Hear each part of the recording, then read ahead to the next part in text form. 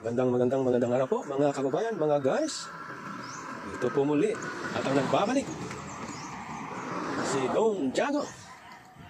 Siyempre, lakad-lakad po dito po sa isang magandang lugar na nakaka-relax, nakakaaliw para makita po natin yung kagandahan ng nature. Ito po yung napakagandang lugar para maglakad-lakad.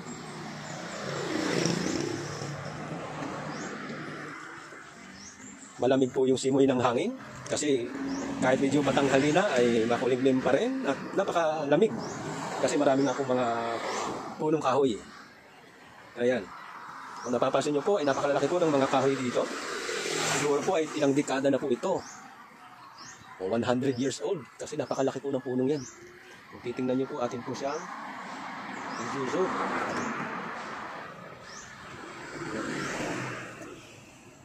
Napakalaki po ng punong yan. Siguro ilang dekada na po yan. Napakaganda naman po kasi inaalagaan at pinoprotektahan kasi may mga gwardiya po yan dyan na nakapaligid. Kaya nga hindi po tayo makapasok sa loob kasi bawal po. Dahil pinoprotektahan po yung lugar na ito. Kung napapansin nyo po, naparaming kahoy po yan. Matataas po yung mga punong kahoy dyan sa loob. Tama lang po dyan na yan po ay alagaan at protektahan. Kasi napakalaking tulong po niya sa ating kalikasan.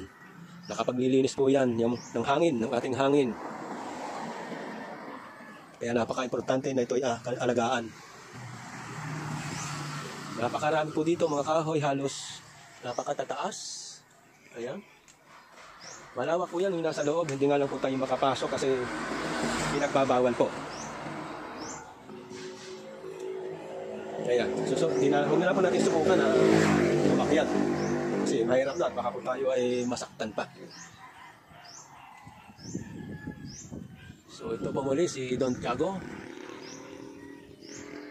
Huwag po kayong magsasawa sa panonood ng aking mga videos. Maraming salamat po sa patuloy na pagsubaybay at pagtangkilik.